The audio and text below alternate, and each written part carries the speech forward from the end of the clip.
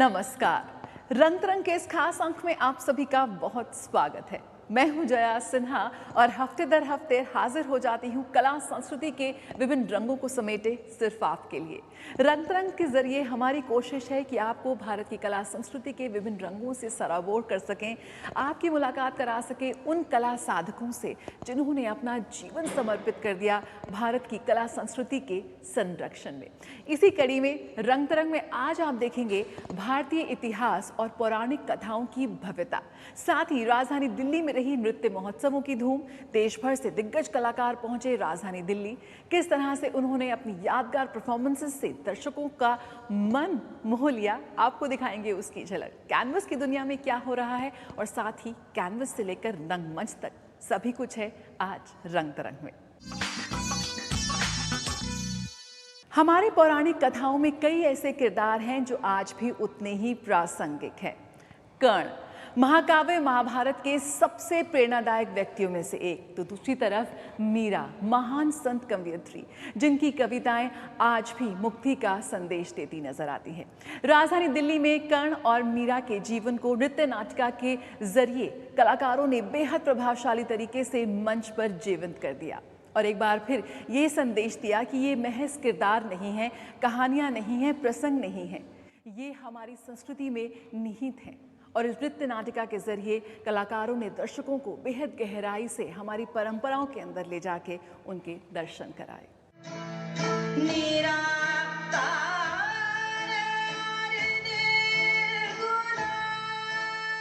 श्री राम भारती कला केंद्र के नृत्य उत्सव की शुरुआत हुई परिक्रमा नृत्य नाटिका के मंचन से।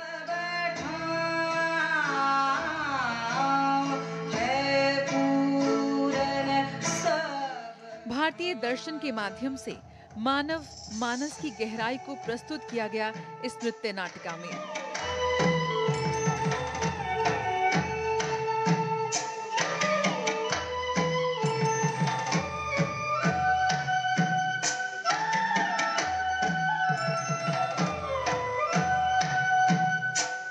जन्म से मुक्ति तक अस्तित्व के चक्रीय प्रकृति की खोज में जुटे हैं सब।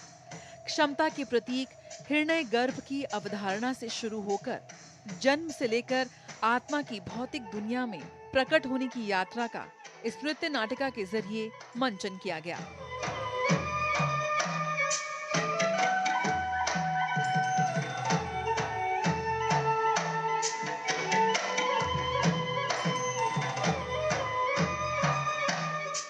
आत्मा जब शरीर में उतरती है तो मनुष्य का जन्म होता है, जिससे आत्मा और इंद्रियों के बीच एक संघर्ष की शुरुआत होती है।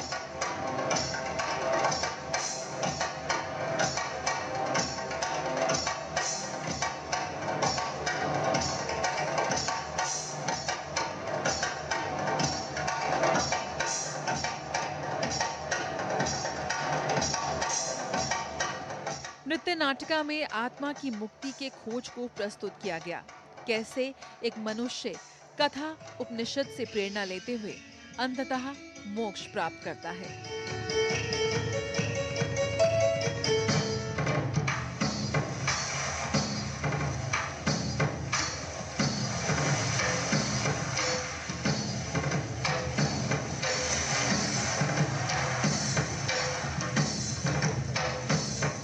छऊ नृत्य शैली की अभिनव कोरियोग्राफी और एक दमदार स्क्रिप्ट के माध्यम से परिक्रमा ने दर्शकों को एक गहन नाटकीय अनुभव प्रदान किया।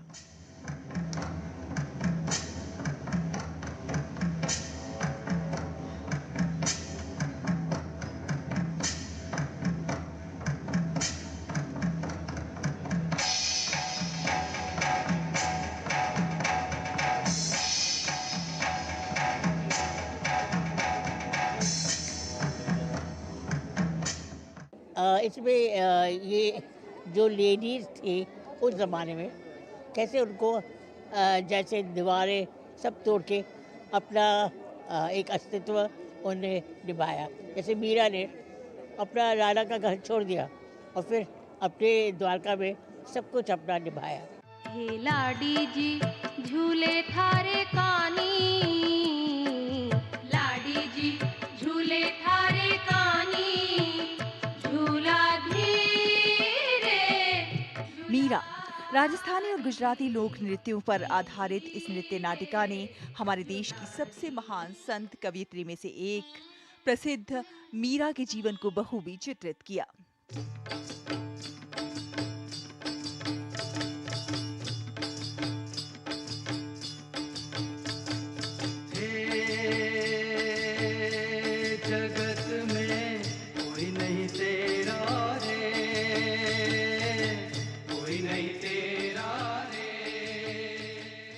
मीरा, जिनके छंदों ने बंजर रेगिस्तान में जीवन ला दिया, विकल्पों की तलाश में लाखों लोगों को प्रेरित किया।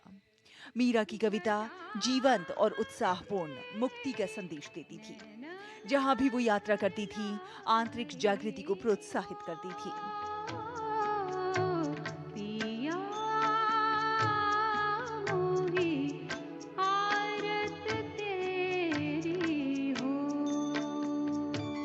शाही परंपराओं को तोड़ते हुए वो एक मुक्त व्यक्ति के रूप में उभरी। उनका नृत्य और गीत महिला स्वतंत्रता का प्रतीक थे। इस नृत्य नाटिका के जरिए मीरा की छवि को फिर से परिभाषित किया गया, जो पुरुष प्रधान समाज में भारत में महिलाओं की दुर्दशा पर प्रकाश डालता है।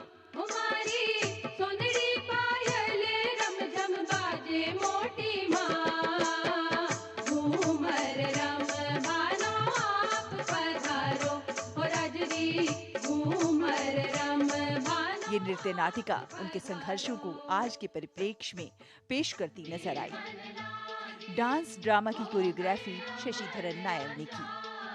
कर्ण और मीरा जैसी कहानियों में मिथक और गति के शानदार मिश्रण देखने को मिले।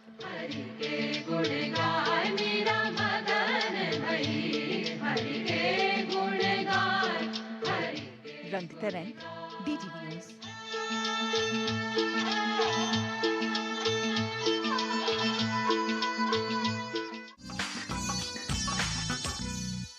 आइए अब आपको लिए चलते हैं राजधानी दिल्ली में प्राचीन कला केंद्र द्वारा आयोजित एक नृत्य महोत्सव में, जिसमें देश भर से दिग्गज कलाकार जुटे एक ही मंच पर। डॉक्टर शोभा कोसर की प्रस्तुति खास तौर पर बेहद यादगार, बेहद शानदार रही। जयपुर घराने की विख्यात नृत्यांगना शोभा कोसर, 80 वर्ष की युवा शोभा कोसर की ऊर्जा और उनकी गति और उनकी भावभंगिमाएं ने दर्शकों का मन मोह लिया।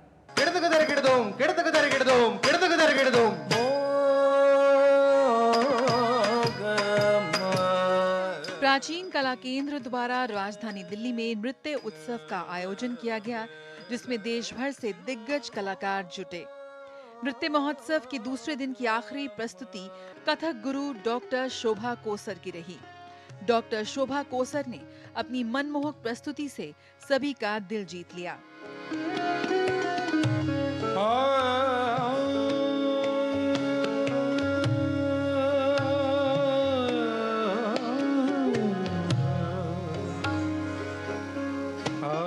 विख्यात कथक नृत्यांगना डॉक्टर शोभा कोसर ने अपने नृत्य प्रस्तुति के जरिए अपनी गुरु मां कमला गंगानी जी को भावभीनी श्रद्धांजलि प्रदान की।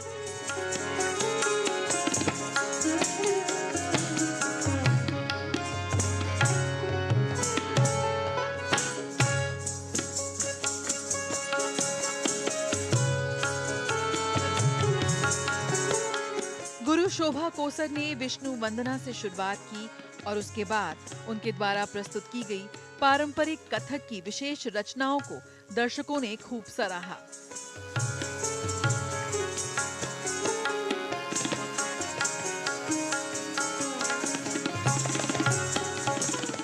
उन्होंने जयपुर घराने के दुर्लभ तोड़े, टुकड़े, परन, गत आदि प्रस्तुत किए। उन्होंने कथक के अभिनय पहलू पर आधारित राजस्थानी रचना मांड के साथ गायन का समापन किया। हमारे लिए जितने शागिर्द जो नृत्य कर रहे हैं, चाहे राजेंद्र गंगानी जी के शागिर्द हैं या मेरे कुंदन लाल गुरु जी के शागिर्द हैं, सब बहुत उत्साहित होकर हम इस नृत्य उत्सव को बना रहे हैं और हर एक अपनी कला का प्रदर्शन बड़े जी जान लगा के कर रहा है। तो आज मैं इसमें अपना थोड़ा सा आहुति दूंगी अपनी कला की, जो मैंने गुरुजन लोगों से प्रसाद लिया है।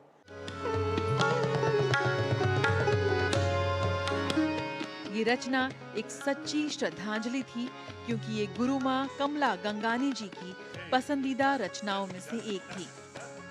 दादरा में रचित इस मांड के बोल थे, कैसे जौ रुकत है गिरधारी। इस खूबसूरत प्रस्तुति का दर्शकों ने खूब अभिनंदन किया।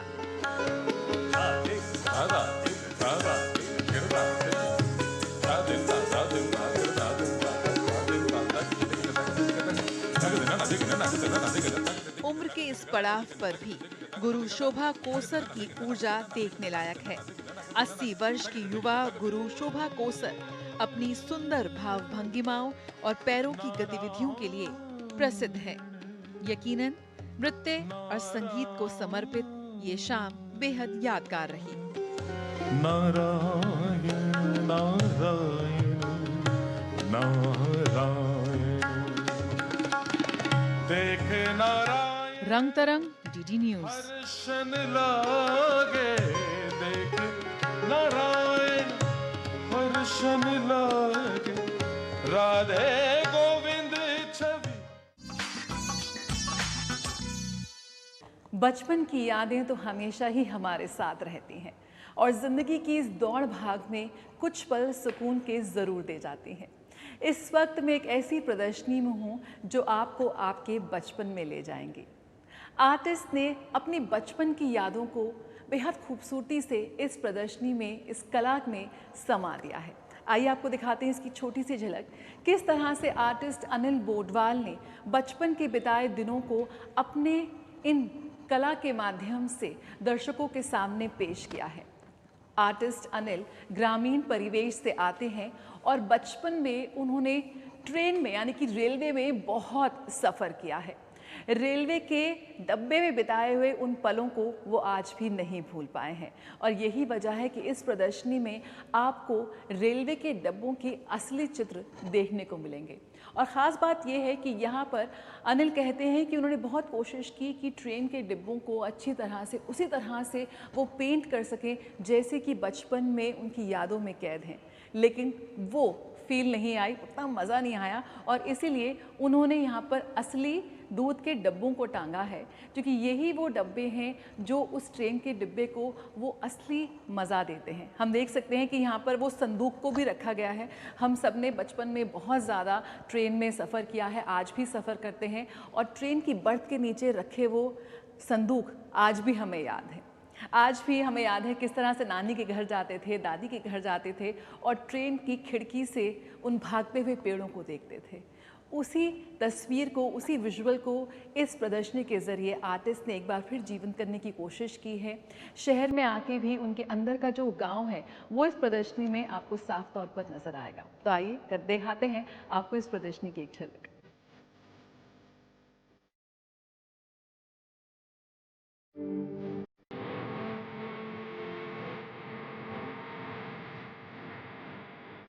रेल के ये डिब्बे हम सभी को हमारे बचपन में ले जाते हैं।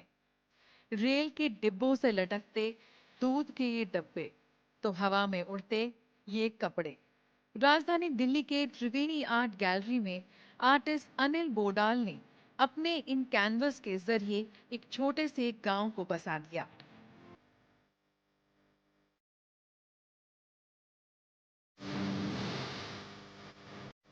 इस प्रदर्शनी को और भी खास बनाती हैं ये असली प्रॉप्स। ट्रेन के डब्बों पर लटके ये दूध के कैन असली हैं। इस प्रदर्शनी को दर्शक ना सिर्फ देख सकते हैं बल्कि छूकर महसूस भी कर सकते हैं।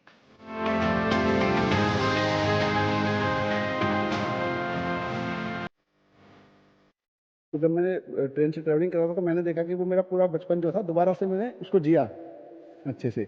और जो हम चीज़ें देखते थे, जैसे मेले में जाते थे, वहाँ से मांस खरीद लेना, और मेरी सिस्टर साथ होती थी, उसने कुछ वो राधा बन के बैठ गई, वो सब मेरे दिमाग में था। पर जब मैंने उसको बहुत करीब से देखा ना कि मुझे लगा इस पर मुझे कुछ काम करना चाहिए, तो मैंने उस पर ये पेंटिंग किया था। इस पर मैंने पूरा एक सीरीज़ किया है। तो मैं क्या करता हूँ, जो दूध के ड्रम होते हैं उसको मैं कलेक्ट कर लेता हूँ उनसे जाके, लोगों से, और वो पूरा फील डालने की कोशिश करता हूँ, क्योंकि मेरे बहुत सारे इमोशंस उसके साथ जुड़े हुए हैं। मैंने जब उसको बनाने की कोशिश की तो बना रहा था तो वो फील नहीं आ रहा था, तो इसलिए मैंने ओरिजिनल चीज़ों का ज़्यादा यूज़ किया उसमें कि वो फील आ सके। और लोगों को मैं देख रहा हूँ लोग बहुत उससे कनेक्ट हो पा रहे हैं, क्योंकि सबने ये कहीं ना कहीं देखा है अपने अपने बचपन में।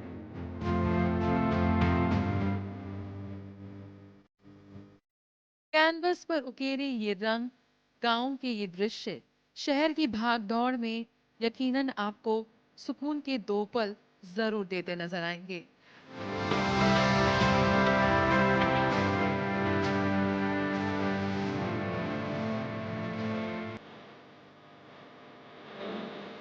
आर्टिस्ट ने अपने बचपन की यादों को, अपने जिंदगी के सफर को बहुत ही खूबसूरती से अपनी इस प्रदर्शनी में ढाला है।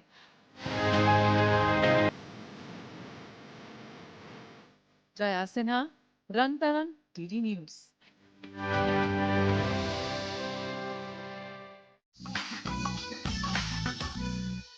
आइए आपको ले चलते हैं कुमार विकास सक्सेना की एकल प्रदर्शनी इट मेक्स मी वंडर में।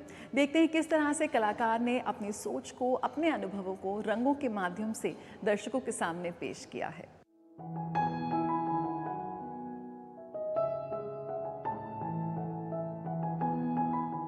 रंगों की दुनिया अपने अंदर पूरी सृष्टि को समेटे होती है।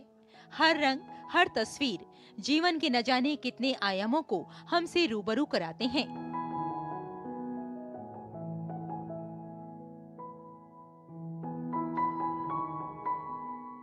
एक ऐसी ही चित्र प्रदर्शनी का आयोजन किया गया दिल्ली की डिफेंस कॉलोनी में, जहां कुमार विकास सक्सेना ने ऐतिहासिक इमारतों और न जाने कितने इतिहास के पन्नों से रंगों के साथ बात की। कहते हैं जो बात शब्दों के जरिए नहीं कही जा सकती, रंगों के जरिए हम दिलों तक पहुंचा सकते हैं।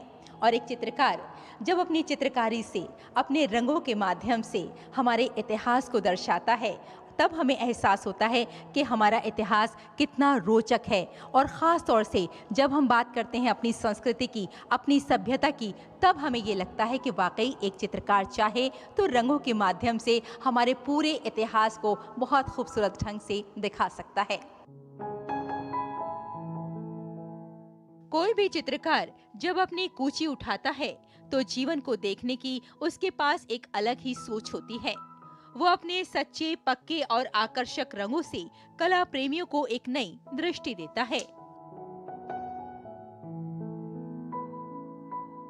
जितना भी मेरा ये सब्जेक्ट है, ये एक धागे में हमारे पास्ट को और प्रेजेंट को और फ्यूचर को कनेक्ट कर रहा है। और वो कनेक्ट करने के सिंबॉलिक अलग अलग एलिमेंट्स हैं। तो उसमें जो हमारी हेरिटेज है उसको मैंने लिया हुआ है मेनली। ये हमारा जो हेरिटेज है वो हमारे पुराने समय को कैसे दिखाता है, वो that grandeur of the past जो बहुत ही विशाल है, उसको हम लोग दिखाते हैं। तो वही मेरा सब्जेक्ट। सदियों से प्रसिद्ध चित्रकारों ने अपने काम का उपयोग अपने वर्तमान परिवेश को प्रेरित करने और प्रभावित करने के लिए किया है। कला एक युग से दूसरे युग तक का एक दृष्टि संदेश संप्रेषित करने का एक साधन है और इसे इतिहासकारों, कला प्रेमियों और नियमित लोगों द्वारा समान रूप से सराहा गया है। आज की पेंटिंग्स देख के तो ऐसा लगता है जैसे ये ड्रीम लैंड है। तो हमने जितना भी अपने ड्रीम लैंड में सोचा होता है कि इमेजिनेशंस में बिल्डिंग्स, इफ़ेक्ट्स, कलर्स, तो वो सारा जो हम खुद अप्लाई नहीं कर पाते, पर ऐसा लगता है कि किसी ने हमारे लिए वो एक पेंटिंग में निकाल दिया है।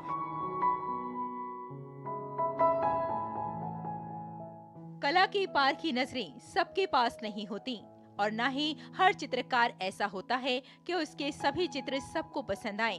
दरअसल चित्रकला एक साधना है और एक चित्रकार पूरा जीवन अपनी कला को साधने में लगा देता है। शायद इसीलिए कलाकार या चित्रकार को साधक भी कहा जाता है। रंग तरंग के लिए रेशमा की रिपोर्ट, डीडी न्यूज।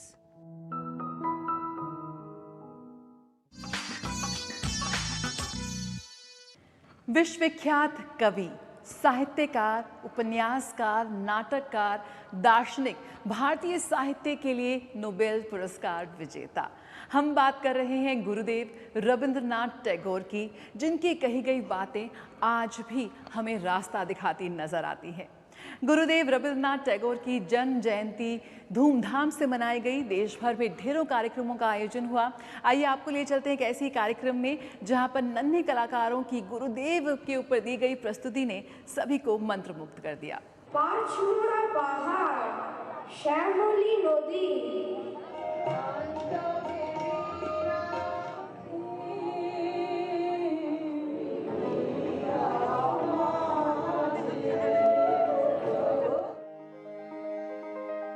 भारत के पहले नोबेल पुरस्कार विजेता रविंद्रनाथ टैगोर की जयंती दिल्ली के साहित्य अकादमी परिसर में धूमधाम से मनाई गई। इस मौके पर बच्चों से लेकर हर उम्र के कलाकारों ने अपनी अपनी प्रस्तुति देकर गुरु रविंद्रनाथ टैगोर को याद किया। सांस्कृतिक कार्यक्रमों की श्रृंखला में सुर संगीत और नृत्य का सुंदर समन्वय कलाकारों की प्रस्तुति में देखने को मिला। एक के बाद एक गुरु रविंद्रनाथ के जीवन वृत्त और कृति पर केंद्रित प्रस्तुति ने सभी को मंत्रमुग्ध कर दिया। नन्हे कलाकारों ने गुरु रविंद्रनाथ टैगोर का लिखा मशहूर नाटक अमल ओदोईवाला के माध्यम से सामाजिक संदेश दिया, तो वहीं संस्कृति की सौंधी महक से स्कूली बच्चों ने कार्यक्रम को महकाया। मशहूर लेखिका तस्लीमा नसरीन ने कहा कि न केवल भारत बल्कि बांग्लादेश में भी गुरु रविंद्रनाथ टैगोर को याद किया जाता है और उनकी जयंती मनाई जाती है। Tagore's philosophy will encourage people to become more humanist, more secular, and more non-communal and बहुत loving and caring person. बच्चों को गुरु रविंद्रनाथ टैगोर के आदर्शों से जोड़ने के लिए आयोजकों ने गुरु रविंद्रनाथ के पोर्ट्रेट मेकिंग का नया आयाम जोड़ा। प्रभात फेरी के साथ शुरू हुए रंग बिरंगे इस आयोजन में साहित्य, कला और संस्कृति का अनूठा संगम देखने को मिला, जिसमें 250 से ज्यादा कलाकारों ने 100 से ज्यादा प्रस्तुतियां देकर गुरु रविंद्रनाथ टैगोर को याद किया। डीडी न्यूज के लिए संध्या शर्मा की रिपोर्ट। 8 मई 1929 को एक ऐसी शख्सियत ने जन्म लिया जिसका नाम इतिहास में दर्ज हुआ। हम बात कर रहे हैं बनारस घराने की प्रख्यात गायिका गिरिजा देवी का। गिरिजा देवी ने अपने समय में रूढ़िवादिता का सामना किया और हर चुनौती को पार करते हुए खुद को एक शास्त्रीय गायिका के रूप में स्थापित किया और कहलाई ठुमरी की रानी, एक ऐसी गायिका जिसका आज भी कोई सानी नहीं है। उनके जन्म दिवस पर उन्हें याद करते हुए, उन्हें श्रद्धांजलि प्रदान करते हुए हम आपके लिए लेकर आए हैं दूरदर्शन के खजाने से ये बेहद दुर्लभ रंग। गिरिजा देवी और कथक मैस्ट्रो बिरजू महाराज एक साथ एक ही मंच पर। पद्म विभूषण गायिका गिरिजा देवी के सुर और पद्म विभूषण कथक मैस्ट्रो बिरजू महाराज की भावभंगिमाएं, ये वो तस्वीरें हैं, ये वो विजुअल्स हैं, ये वो गाने का प्रस्तुति है जो हमेशा के लिए दर्शकों के, उनके श्रोताओं के, उनके चाहने वालों के दिलों में अमिट छाप छोड़ चुकी है। तो आइए आपको छोड़ जाते हैं इन दुर्लभ विजुअल्स के साथ, जहां पर गिरिजा देवी और बिरजू महाराज हमें सराबोर कर रहे हैं होली के रंगों में। रंग तरंग के आज के इस अंक में इतना ही। अगले हफ्ते फिर हाजिर हो जाएंगे। तब तक के लिए मुझे और मेरी पूरी टीम को दीजिए इजाज़त। नमस्कार।